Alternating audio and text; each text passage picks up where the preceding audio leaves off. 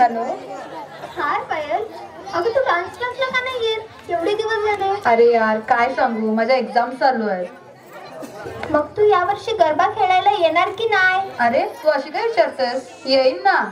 तर तू ये उद्या रिहर्सलला नक्की. आपल्या एरियातील सर्वात मोठा गरबा ठेवतो ना तो उद्या येणार आहे. तुला नक्कीच आवडेल. जसं तुला हवंय ना बॉयफ्रेंड तसंच आहे. खरं? सोड, शक्यच नाही. माझ्या मनासारखं असेल. चल जाऊ दे, भेटूया उद्या.